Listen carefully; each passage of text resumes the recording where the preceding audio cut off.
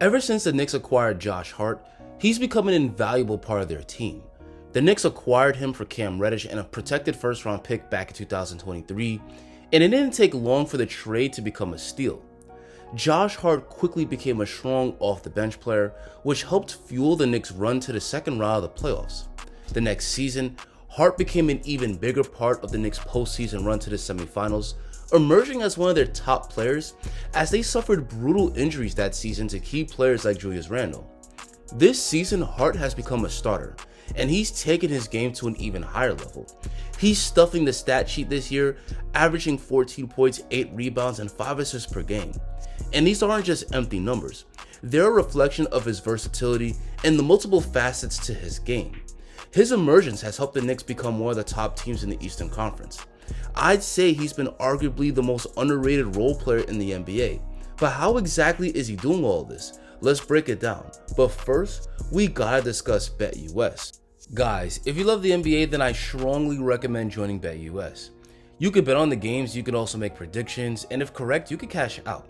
With 4 teams left standing in the NBA Cup, I'm gonna bet on the OKC Thunder winning the championship. If you sign up, use the code YouTube150 and receive a 150% sign-up bonus on the first deposit and 125% on the second and third deposits of up to $2,000. Now back to Josh Hart. One aspect of his game that makes him a great role player is his shooting. This is a big area of growth for him.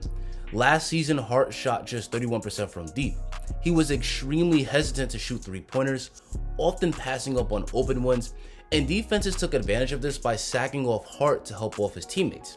This hurt the Knicks' offense, but this season is a completely different story. Now Hart is draining the open ones. Guys like Jalen Brunson and Karl Anthony Towns are incredible scorers that get double-teamed a lot, and Hart has been punishing the defenders that sack off of him by knocking down the open threes. This season, Hart is shooting over 40% from downtown. Some shooters can get easily shut down by getting run off the three-point line, but Hart can put the ball on the deck, get to the rack, and finish. On this play, Jalen Brunson and Jericho Sims get into some two-man game, and notice how Josh Hart's defender is sagging off of him. Once Hart catches the rock, his defender tries to close out, but Hart just gets right by him and finishes with the floater. He's also a terrific cutter.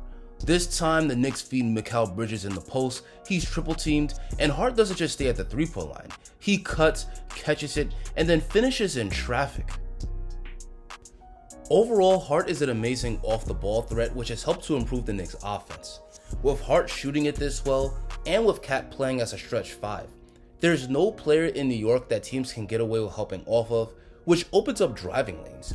The improved spacing has also opened up the floor for better ball and player movement, which creates more scoring opportunities. Hart also has the ability to create his own offense. He's been beasting when driving to the basket.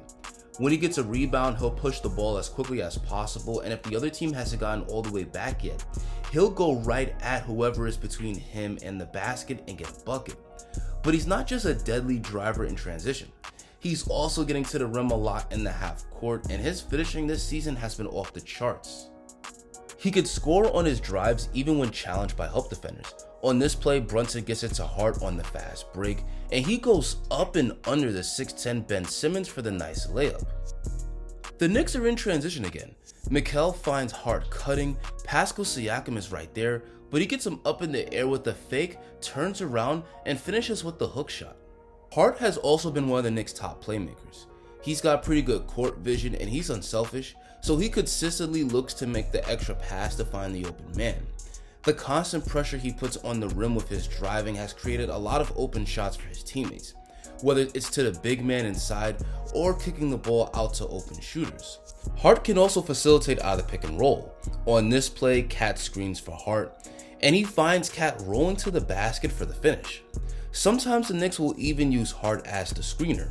This time he screens for Cameron Payne, catches the ball, and finishes through contact. Offensively, Josh Hart is the perfect complement to star players.